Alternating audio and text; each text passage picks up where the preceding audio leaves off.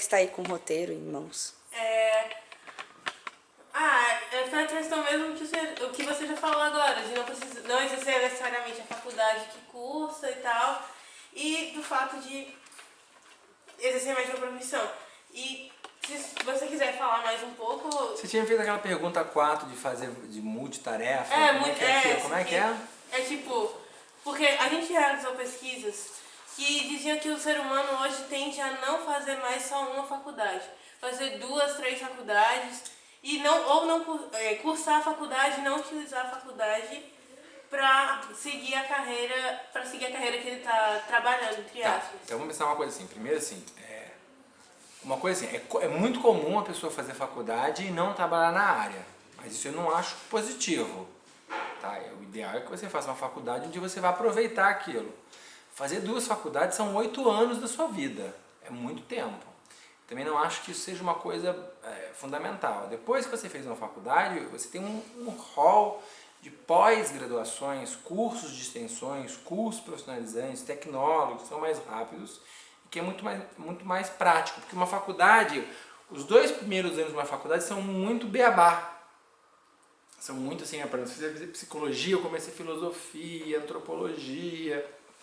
Só lá no final que você vai ver psicologia. Então, assim, a não ser que você esteja fazendo uma grande mudança de carreira, eu quero trabalhar numa coisa que não tem nada a ver com aquilo que eu faço. Não, se você quer trabalhar numa coisa afim, você vai abrindo espaço. Então, você faz publicidade, aí depois você faz ali uma pós-graduação em psicologia da comunicação, aí depois você quer estudar um pouco sobre mídias, aí você faz lá sobre mídias, aí de repente você começa a trabalhar numa empresa que é uma multinacional, você pensa, não, então agora eu vou fazer uma pós em gestão para entender melhor como é que funciona a empresa. É isso que é um pouco esse cara multitarefa hoje. É verdade, cada vez mais o mercado te exige um monte de competências e nós temos uma universidade que ela diz, eu não sou profissionalizante. Meu papel é produzir conhecimento. Você vai ter que fazer monografia, artigo, e onde que o sujeito se profissionaliza? No Brasil não existe. Claro, existe o curso técnico, lá você se profissionaliza. Se você é um técnico em edificações, você sai sabendo fazer edificações. Tirando o curso técnico, o nosso sistema educacional é tão falho que na escola vocês não têm noção nenhuma de mercado de trabalho, então vocês aqui não sabem abrir uma empresa, não sabem abrir um negócio, não sabem tirar um alvará, não sabem o que é um MEI, o que é um CNPJ, tinham que saber, porque uma das opções de vocês ao sair do ensino médio poderia ser abrir um negócio. Na faculdade também não se ensina isso. Então o psicólogo sai da faculdade, ele não sabe como é que ele tira o alvará para ser psicólogo, não sabe onde é que ele tira a carteira dele, ele tem que sair perguntando. E isso em todas as profissões é assim, então o cara sai da faculdade. Se vocês têm a ilusão de que vocês vão sair da faculdade profissionais, esqueçam isso. Vocês vão sair da faculdade tão apavorados quanto vocês estão agora, com um monte de mais conhecimentos, mas sem nenhuma noção de mercado de trabalho. Você sai desempregado da faculdade. E aí você vai aproveitar assim, aquele professor que você conheceu, aquele estágio que você fez, aquele ali te profissionalizou um pouco. Trabalhar é muito importante. Se eu pudesse, eu mandava vocês começarem a trabalhar agora. Porque trabalhar te desenvolve tantas competências, tantas habilidades, só que no Brasil trabalhar é desvalorizado. Os pais falam, meu filho não precisa trabalhar, porque eu posso pagar os estudos dele. Mas ele aprende mais trabalhando do que estudando. Se você trabalhar durante a faculdade inteira, quando você sair, você já é um profissional com 5 anos de experiência. Se você passar a faculdade inteira só estudando, quando você sai, você é um recém-formado. O mercado de trabalho vai dar muito mais valor a esse cara que trabalhou a faculdade inteira do que ao outro. Mesmo que o outro tenha feito a melhor faculdade que tem, o outro tenha feito a pior. Mas o profissional é mais valorizado, porque ele conhece a empresa, o mercado, ele sabe como funciona. Então, assim, é claro que a gente tem que se desenvolver ao máximo. Cada vez mais a gente é cobrado a conhecer um monte de coisas, dependendo da área. Então, mais ainda, na psicologia, eu tenho um paciente que fala de poesia, eu tenho que entender um pouco de poesia para saber do que ele está falando. Tem paciente que fala de arte, tem paciente que fala, eu estou me sentindo que nem não sei o que. Eu tenho que conhecer um pouco de tudo, é uma loucura a psicologia. Outras profissões são mais engavetadinhas, as exatas, são mais os cálculos e tudo mais. Mas quanto mais polivalente você for enquanto profissional, é melhor. Mas eu acho que é uma bobagem pensar em fazer mais de uma faculdade. Não há necessidade. Não sei o que você queira fazer por prazer. Volto a falar que acho que é uma grande fonte de prazer. Um dia eu penso em fazer história por prazer. Eu não vou ser nunca professor de história, eu acho. Mas eu adoro história, adoro viajar. eu tenho curiosidade, eu estou fazendo uma pós em História, alguma coisa assim. Mas eu acho que o foco é escolher bem uma faculdade, o que você vai estudar ali naquela faculdade, quais são as disciplinas e para onde que você pode ampliar depois daquilo. Eu sei que é muito comum alguém falar, não, primeiro eu vou fazer medicina, depois eu vou fazer arquitetura. Geralmente isso é sonho de adolescente, porque fazer uma faculdade é uma coisa bem cansativa. É muita prova, muito teste, são 4 anos da sua vida, que você fica lá o dia inteiro, é um gasto. Então se você entra com 18, já sai com 22. Se você fazer a segunda, você tem que passar nela, você 23, aí já é com 27. Com 27 você ainda vai estar na faculdade morando com seus pais? É complicado. Aí se você já está no mercado de trabalho, é difícil você conciliar com uma faculdade. Então a escolha da faculdade é algo muito importante. Fazer 2 faculdades eu não acho que melhore muito o currículo de ninguém. Até porque hoje em dia quase ninguém mais pede currículo. 80% das vagas no mercado de trabalho são feitas por indicação. Alguém fala, o trabalho desse fulano é muito bom. Aí você vai lá e contrata ele. Só as vagas que sobram, aquelas que eu não tenho ninguém para indicar, aquelas que não são tão importantes, que são currículo. Então esse desespero que às vezes a gente tem, não, eu tenho que passar numa faculdade muito boa, eu acho ele meio bobo, assim. Se você passar numa faculdade que não é tão boa, mas você se esforçar, estudar, se preparar, se dedicar, aproveitar o que o professor tem a fazer, você vai estar tão bem quanto o cara que fez a faculdade lá, top de linha da sua área. Porque o mais importante são vocês. É você estar conectado entre o que eu estou estudando, o que eu gosto de fazer e aquilo que te mobiliza. Então imagina, você está fazendo uma faculdade, uma coisa que você gosta, além da faculdade você vai estar lendo revistas sobre aquilo, você vai estar vendo programas de TV sobre aquilo, né? Você vai estar interessado naquilo. Aí acabou, não tem pra ninguém, você vai ser melhor do que todo mundo. Aquele cara que faz a melhor faculdade que tem, mas não gosta muito daquilo, ele chega em casa e vai ver TV, vai ver filme, vai botar qualquer outra coisa, só não quer pensar em faculdade. Esse cara está lá para trás, ele vai deixar de fazer estágio no último ano. E aí ele fica desempregado e não sabe por quê.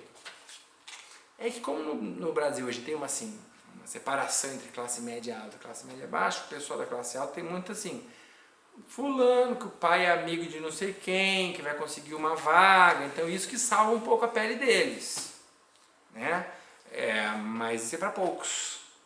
A maioria tem que ralar atrás de uma oportunidade. E eu vou falar o tempo todo para vocês, façam o que vocês gostam de fazer. Quando você falou do negócio que a gente não aprende na escola, de alvará, essas coisas assim, eu fiquei aqui pensando, porque o meu padrasto, ele saiu do emprego e resolveu abrir uma empresa. E ele já tinha feito economia. Então, e ele adorava fazer planilha de Excel, um monte de coisa assim. A gente saía pra passear e procurava um monte de coisa. E aí acaba que com ele, eu acabei entrando nisso. Às vezes ele chegava em casa com um monte de papelada, pedia ajuda pra minha mãe e pra mim. Daí a gente ficava assim, eu preciso disso, é pra INSS, isso é pra não sei o que lá, isso é pra não sei o que lá. Aí acabou que com isso eu fui aprendendo.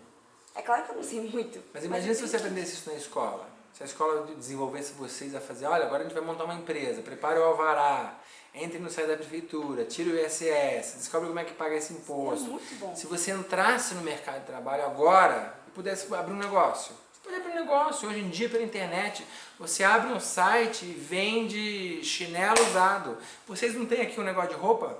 Uma boutique, né? Como é que é? Brechó Cabide. O Brechó Cabide? Se vocês pudessem vender ele pela internet online. Então, podia fazer parte do currículo. Vamos fazer um alvará, vamos fazer um site, como é que a gente paga, como é que a gente fatura, como é que a gente tira a nota fiscal, como é que funciona. A escola tinha que incorporar esse conhecimento. Os seus direitos. Às vezes eu vejo que a gente vai assim num restaurante, não tem aquele restaurante que vem aquele papelzinho escrito, se você perder isso aqui, vai pagar R$200. Viram isso? Isso é crime. Quem tem que saber o quanto você consumiu é o estabelecimento. Se você rasgar aquele papel e jogar fora, eles não podem te cobrar R$200. Eles têm que saber o quanto você consumiu ou você sai sem pagar. Ah, não vão deixar me sair. Chama a polícia, cárcere privado. Você vai poder processá-los por cárcere privado. Você vai num shopping e deixa seu carro, tem uma placa ali. Não nos responsabilizamos se o seu carro for roubado. Mentira, se é um shopping, se é pago, eles têm que se responsabilizar. Tendo placa ou não. Mas são leis que a gente tem que estudar para conhecer, que as pessoas não conhecem. Muitas vezes as pessoas não procuram os seus próprios direitos. E isso é uma coisa muito própria do brasileiro, deixar passar, não vou me esquentar com isso, porque também a nossa justiça é super lenta, mas é uma cultura que a gente tem que mudar. Né? Você vai nos Estados Unidos, eles morrem de medo de ser processado por tudo, porque tudo lá, todo mundo lá conhece os seus direitos. Porque a educação americana ensina isso. Os meninos saem sabendo os seus direitos, faz parte do currículo. Não precisa dos Estados Unidos. Na Argentina, direito do consumidor é currículo do ensino médio, direito trabalhista é currículo do ensino médio, marketing é currículo do ensino médio, empreendedorismo é currículo do ensino médio. Talvez tenha menos química orgânica, talvez tenha que decorar um pouco menos as capitanias hereditárias, mas tem outras disciplinas que talvez eu acho que são muito mais importantes para a gente formar cidadãos. Né? Se a gente vivesse num país onde todo mundo conhece seus direitos, eles seriam mais respeitados. A gente vive num país onde todo mundo tem seus direitos aviltados, desrespeitados, porque a gente simplesmente não conhece. Você não sabe que aquele dia que o show atrasou 1 hora, você poderia ter processado o show por causa daquilo. Você poderia. A gente não conhece isso, porque em nenhum lugar se aprende. Porque a figura do orientador educacional, que seria o cara que levaria isso para a escola, ela foi sumindo aos poucos. E a escola virou um espaço de passar no vestibular. O que é uma grande sacanagem. Porque se a gente tem uma evasão de 50%, e depois de formado 50% não trabalha com aquilo, só 1/4 dos jovens que passam no vestibular vão trabalhar com aquilo. E os outros 3/4. E a gente afunilou a educação só nisso, só em Enem, vestibular. E isso é o que tem de menos importante no processo da educação. O mais importante da educação é formar vocês enquanto pessoas pensantes, criativas, que sabem fazer projetos, sabem fazer uma reunião, sentar, bolar uma ideia. Porque aí, gente, prova é uma coisa que vocês vão fazer só até o vestibular, depois nunca mais vão fazer prova, a não ser que você faça concurso público. O resto vai ser reunião, projeto, ideia, bolar alguma coisa.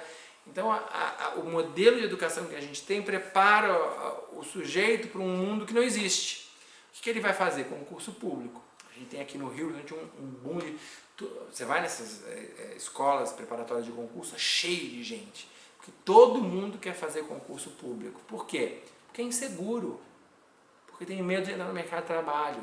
Então o concurso público vai trabalhar com estabilidade. Porque o concurso público não é tão legal assim. É muita burocracia. Você tem que gostar muito de papel para querer trabalhar para o Estado. Então aí o cara entra com concurso público, ele vai no meu consultório, eu odeio o que eu faço. É papelado o dia inteiro, é burocracia, tirar não sei o quê. Mas e agora? Que ali eu estou ganhando 10 mil. E agora como é que eu recomeço? Recomeçar é muito mais difícil. Né? O grande desafio é arriscar agora, onde vocês podem errar. Pode não dar certo. Ficar 1, 2 anos